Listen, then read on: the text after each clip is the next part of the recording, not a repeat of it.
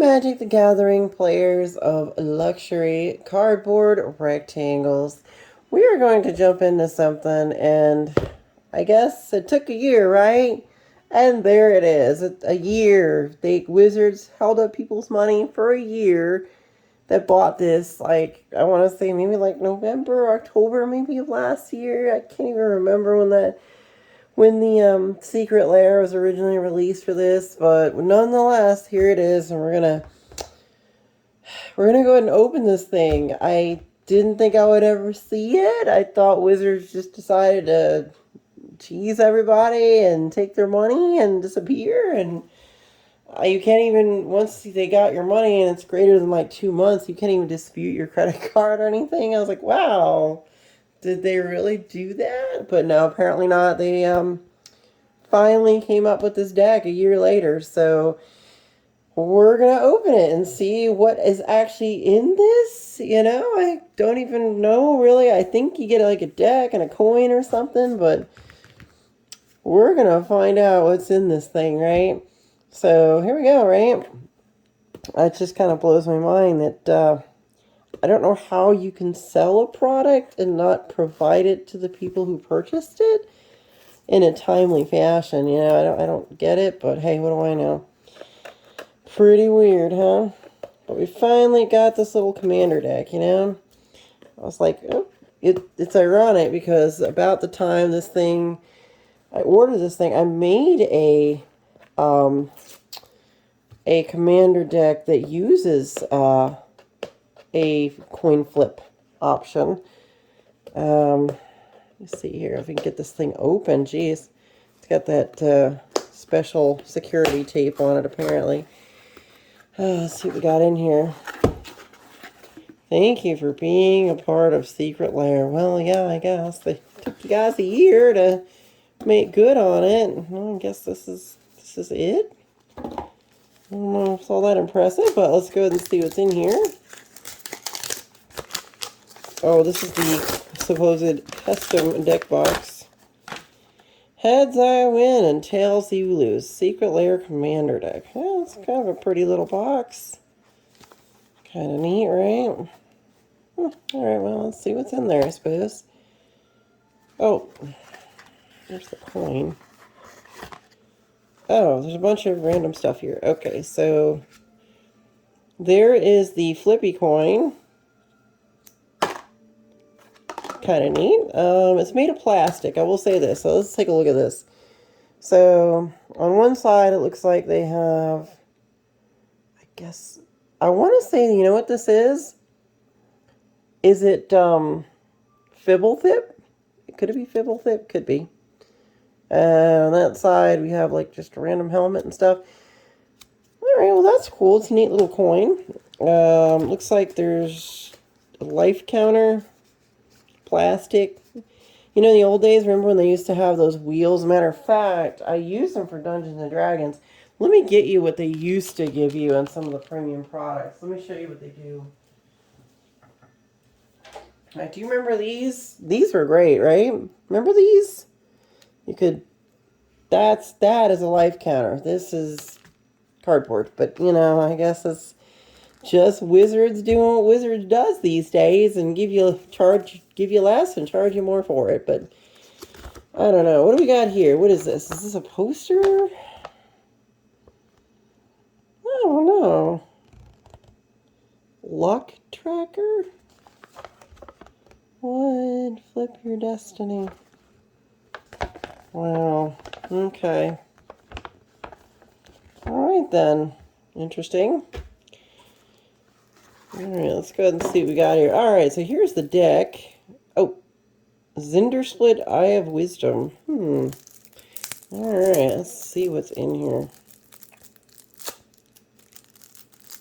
Yeah, I've got a squee deck that uses coin flips and things in it, and that works out pretty good. It's really, the whole idea is you want to put Quark's Thumb in there and just go ahead and go to town, try to get as many coin flips as you can. So let's see what we got here. We got an emblem. I assume then there's a planeswalker in there. I guess, isn't this guy named Daretti? Oh, yeah, there it is. Obviously, Daretti. Whenever an artifact is put into your graveyard from the battlefield, return that card to the battlefield at the beginning of the next end step. There we go. And a bunch of tokens and copies and things and insect tokens. And all right, well, that's cool and all. So there's that. Here's the actual commander deck. So it looks like you get some cards on the front. Is this extra thick? I guess that's the commander? That's the commander, so it's extra thick. We get, oh wait, you get 2 commanders? Are they, what? Is he just a vanilla? That's kind of neat. They're just like art cards almost, but they're, it's kind of neat. I like it. You know, you get the full art on it. It's pretty trippy. But there's no card text on it, so it looks like there's the card with the text. So that, I guess, is the commander for this deck. I forgot, guys. It's been so long since the Secret Lair was a thing. I'm pretty sure these 2 are the commander because it does say partner. You put it with Okuan, Eye of Chaos. At the beginning of combat, on your turn, flip a coin until you lose a flip. Whenever a player wins a coin flip, draw a card. And then this guy says partner with Zndrsplt, Eye of Wisdom. At the beginning of combat, on your turn, flip a coin until you lose a flip. Whenever a player wins a coin flip, double Okuan's power and toughness until end of turn. So, pretty cool stuff. Ooh, this is a very pretty propaganda. Whoa, okay. That is a very beautiful card. Creature, well, we know what propaganda does, I'm sure, in Commander, if you've been playing a while. This card has probably popped up. It's a good defense card, I say.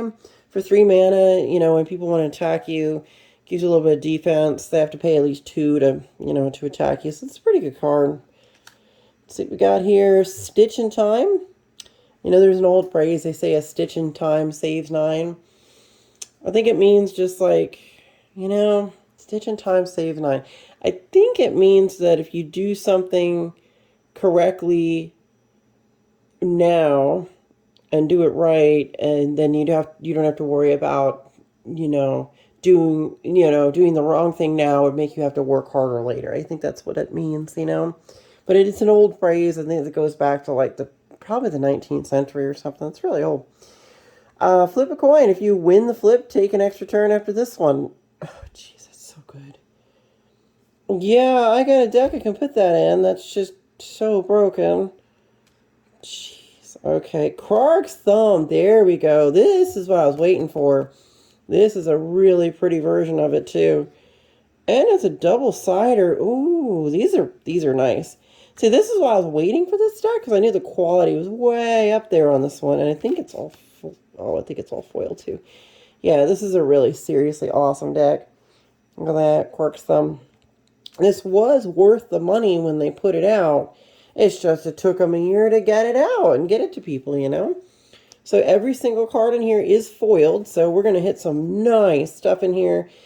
High probability, guys. If you bought one of these, you're definitely going to get your money back in card value. But there's a high probability if you hold the deck and keep it sealed. Like I have a couple more of these I had ordered at the same time just for the sake of having something to sell so I could pay for this. This one makes this one basically free once you sell the other ones. But we know what Blasphemous Act does. I mean, it's a board wipe in red. You can read what it does on the card. If you want to pause the video, you can. Now, Jaretti, if you've never seen this Planeswalker, he doesn't come up very often, but at times he does. You can discard up to 2 cards with this +2, and then draw that many cards, like a loot effect, I guess. Sacrifice an artifact. If you do, return target artifact card from your graveyard to the battlefield. And if you can get him up to his ultimate, -10, you get an emblem with whenever an artifact is put into the graveyard from the battlefield, return that card to the battlefield at the beginning of the next end step. And of course, you can make that guy your commander too. So aside from these 2 guys, I think being the commander, you make him the commander. This is kind of neat, guys. You know what I'm noticing? Yeah, there it is. There's my, Yeah, that's my commander for the deck I use, Krark the Thumbless. Oh, I was thinking it was Squee, but Squee's in the deck. But Krark the Thumbless. This is my deck that I have now of Krark and Sakashima. In fact, if you go back several videos, maybe about 10, 15 videos, you can find my Krarkashima deck, and I'm now going to replace it with these foils. This is good stuff right here. Wow. So you got Goblin Kaboomas. These are all... Oh, this is really neat. These are reprints, but it's good reprints. At the beginning of your upkeep, put a colorless artifact token named Landmine on the battlefield. You can pay a red, sacrifice this artifact. The artifact deals 2 damage to target attacking creature without flying. Then flip a coin. If you lose the flip, Goblin Kaboomas deals 2 damage to itself. Remember this card. Krark. Now, Krark, like I said, if you want to go watch the video, on my channel here of the Krarkashima deck, whenever you cast an instant or sorcery spell, flip a coin. If you lose the flip, return that card to the owner's hand. If you win the flip, copy that spell, and you may choose new targets for the copy. Now, what's really good about this is, look at Stitch in Time. So, flip a coin. If you win the flip, you take an extra turn of this one. So what happens is, you put this in the stack, cast it. Whenever you cast an instant or sorcery coin, flip a coin. If you lose the flip, return that spell to its owner's hand. Okay, so you get the spell back. Okay. And then with this one, if you win the flip, copy that spell, because then you can cast Stitch in Time again, do the same coin flip, and you can keep going with stuff like this. It gets really kind of crazy if you know what you're doing with this. And you want to put stuff like Krark's Thumb in there, so you get extra coin flips and all kinds of cool stuff. So you can see where that's going. Krark the Thumbless is a great commander if you want to use them. And if you can copy Krark and make duplicates of them, that's more power to you. You can just basically get all your spells back, recast them, do all kinds of cool stuff. We got Niv Mizzet in there. This card's been around for a while. It's from, what was it? I'd say that's Ravnica. What was that? Guilds of Ravnica, that set? Spell can't be countered. It's flying whenever you draw a card. Niv Mizzet Perun deals 1 damage to any target. Whenever a player casts an instant or sorcery spell, you draw a card. So a player includes you. So you can draw cards on your own stuff, or you can draw cards on other people's stuff. Really super good. Spark Double. This is a great card to have a foil of. Oh my god. Okay.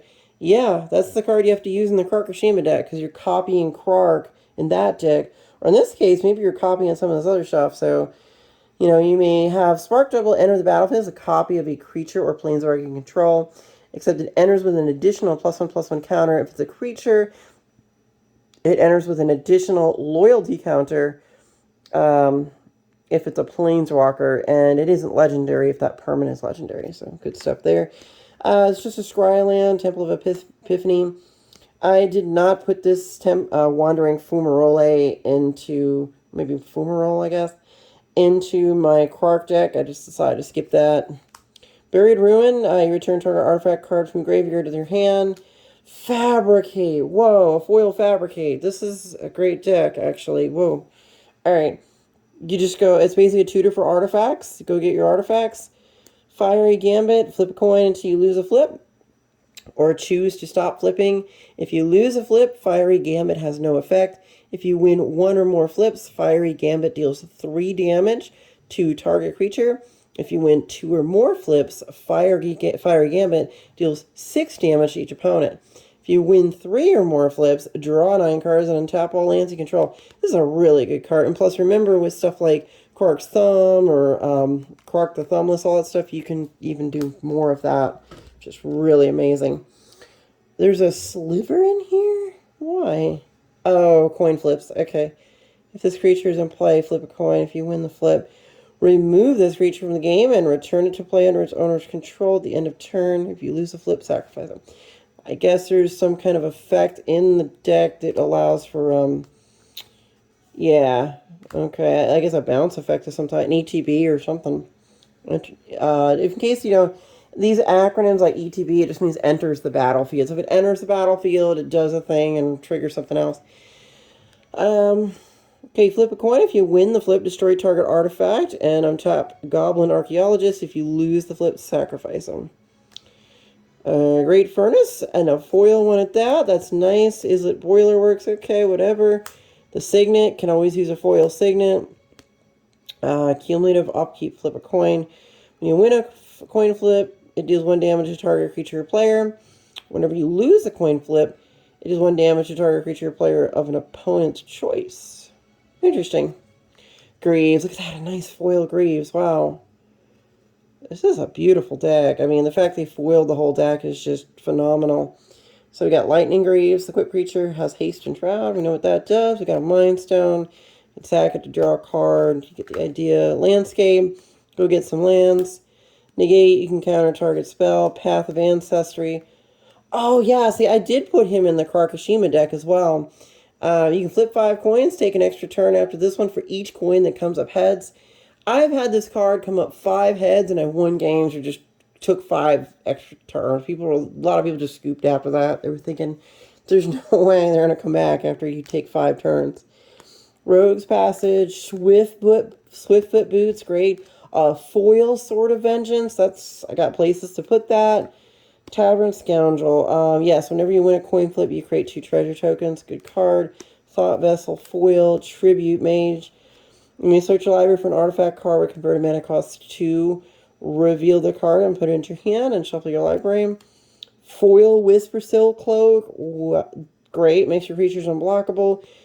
Almost an auto add in any Voltron deck if you can get that going. Or looks like we got some lands here in the middle. Academy Ruins. Okay, so these are not foiled, which is a little weird. I almost wonder why not. Like, why not just foil these as well? But, weird. So, kind of weird. Alright, let's check out and see. We got Academy Ruins. That's a great card. Honestly, so far in value, guys, high value product. It looks like, I don't know what this costs. I think it's like $100, but the cards in the deck are so far way in excess of that. I mean, we've already probably pulled about maybe 100 to 150 in cards once we get to this Academy Ruins. Some of that's, it went down, I think, in the reprint and Double Masters 20 a couple of years ago, the first Double Masters set that came out, but it's bounced back because people use it in a lot of decks. This is useful. I use it in different commander decks. Yeah, okay. Flip a coin. If you win the flip, destroy all non-land permanents. It's basically a board wipe, but I see where they're going with it. Cascade Bluffs. Oh my goodness, this is a great filter land. This thing goes anywhere from $6 to $10 sometimes. Chandra's Ignition. Target creature control deals damage equal to its power to each other creature and each opponent. Chaos Warp is a great targeted removal. Commander's Plate. You know, I needed one. Oh my goodness, this is great. Desolate Lighthouse. Well, there's a joke floating around about that one. There was a guy that would open a lot of boxes of it was Ultimate Masters. Every time he got this card, he would complain about it. Let's see, Embercleave. The spell costs 1 less to cast for each attacking creature you control. When Embercleave leaves the battlefield, attach it to target creature you control. Equipped creature gets +1/+1 and has double strike and trample. But it's kind of pricey. I mean, to get it out, you're really dumping 9 mana. It's a lot. Exotic Orchard. Excuse me. As Flamekin Village enters the battlefield, you may reveal an elemental card from your hand.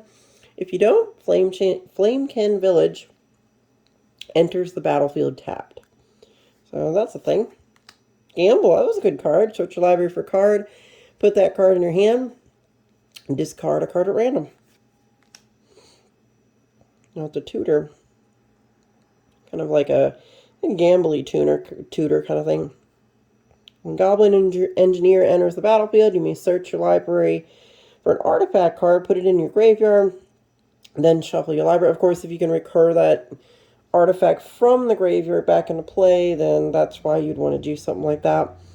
Well, yeah, here you go. You pay the red and tap this, sacrifice an artifact, return target artifact card with converted mana cost 3 or less from your graveyard to the battlefield. So obviously you'd probably be running, low cost artifacts. Inventor's Fair, yeah, that's a great card if you're going to run artifacts. You can pay 4 to sacrifice it, search your library for an artifact card, reveal it, put it in your hand. Again, it's tutoring. Then shuffle your library, activate this ability only if you control 3 or more artifacts. Great, great card. Definitely a good one. Mirror March. I don't remember this card, but whenever a non-token creature enters the battlefield under control, flip a coin.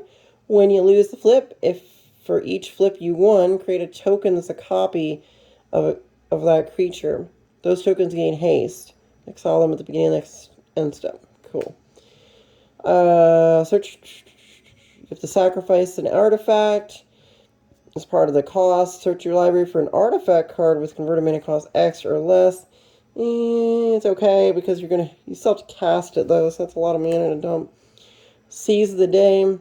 Untap target creature. If this after this main phase, there's an additional combat phase followed by an additional main phase. That's actually a great card. I have a deck I can use that in right now. Shadow Spear is a great equipment. Permanents your opponents control lose hexproof and indestructible until a turn by paying 1. And of course, it gives your creature trample and lifelink. And it only costs basically 1/3 to equip it. And then, of course, you got the pay on there. The activated ability for 1, and it's really good. Yeah, okay, so you got Pain Land. A Hideaway Land. I think this is what they call check lands or something like that. Locust God's in here. I didn't even think they would have put him in there, but I guess that makes sense. He's a really good source to create little insects. I think I'm explaining the insects tokens. Teleria West. It's just transmute. You can discard it. You search library for card with converted mana cost 0. Repeat it. Converted mana cost 0. Repeat it. Reveal it. Put it into your hand. Then shuffle your library. I would say a card like this you would use with like Mana Crypt or something that costs 0. Training Center, that's a great dual land for Commander. This is what a Commander deck should be if they make one, if they ever sell them, you know. Instead of those stupid lands that come into play tapped, this comes into play untapped if you have multiple players. It's pretty obvious just from looking at these cards, guys, that this deck has a lot of value attached to it. Use 3, Fortune's Flame. Whenever use 3 Fortune's Flame attacks, you choose a number between 1 and 5. Flip that many coins.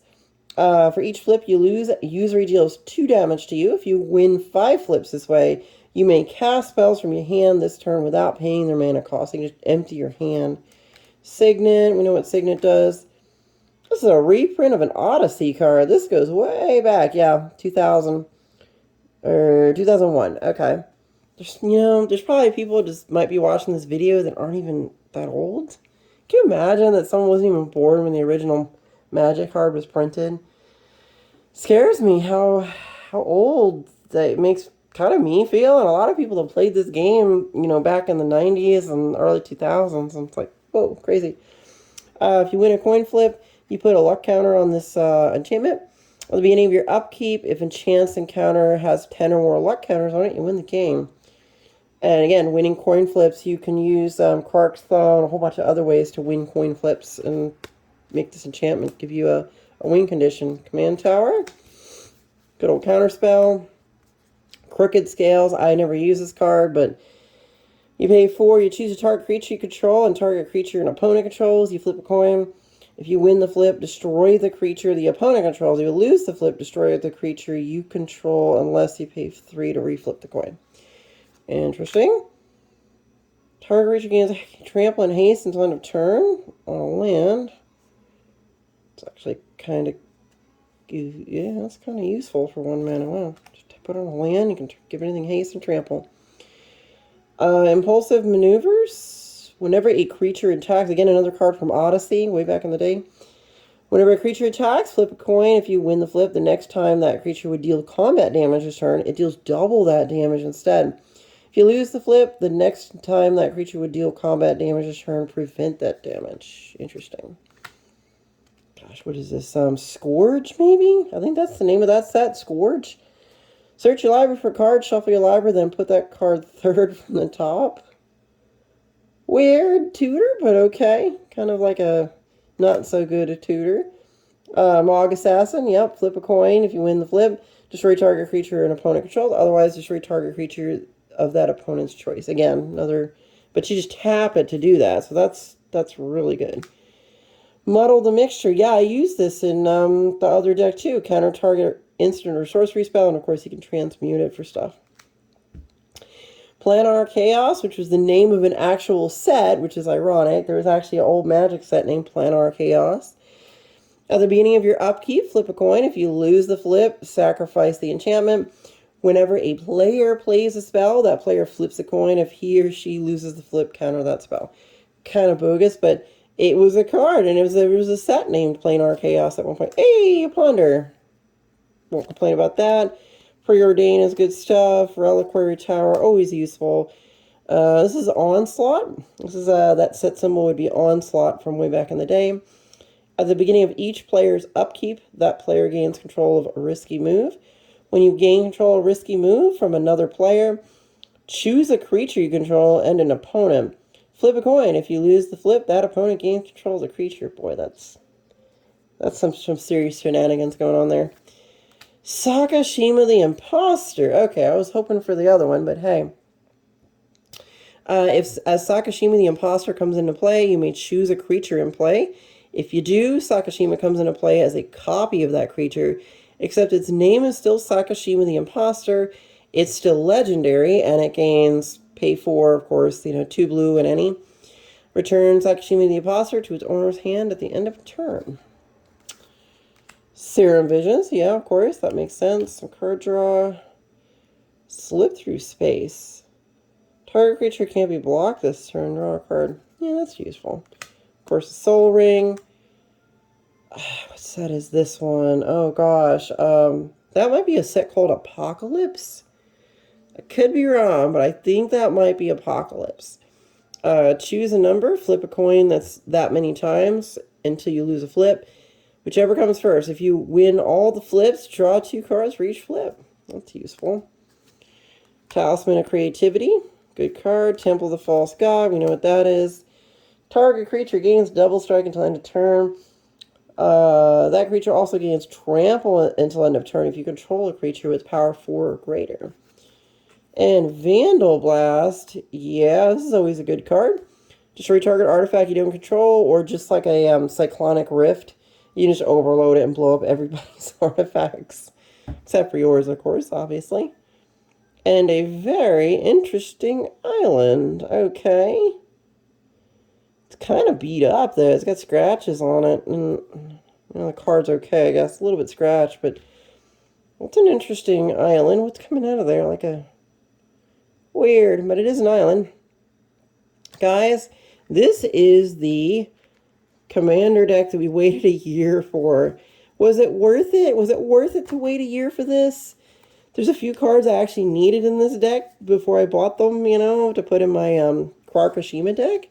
So, I kind of needed them a year ago when I was making that deck, but nonetheless, this is a good deck. I will say that the card value is way up there on this. Granted, with these reprints, it may send some of these cards lower, but I mean, that propaganda is just phenomenal looking. And Quark's Thumb, I actually needed another Quark's Thumb. Got another deck that would use that. Stitch in Time, good card. Kaboomus. Yeah, this is a good deck. I gotta give him credit. It's a knock out of the park product. It really is, with the foiling and then the full art, the full art foil land that's unique to this set. It's a knockout the park product. Really good stuff. Why couldn't they have done this and had it out to people like a year ago? I don't know. I mean, it don't take much to print the cards.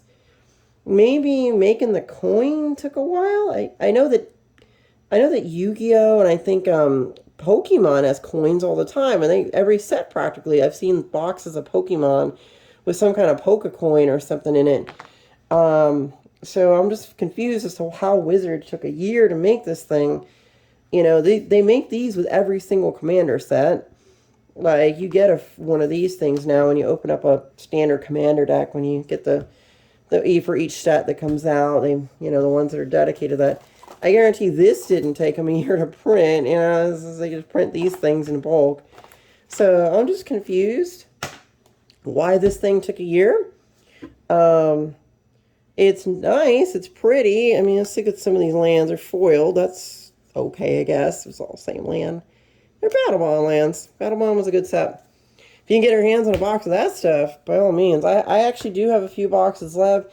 I'm kind of holding on to those and hoping that they, you know, go up in value, because Battlebond was a great set. Had a lot of good cards in there, like Doubling Season, and I think Mycosynth Lattice, and I think Land Tax was in there. There's some really solid cards in that set.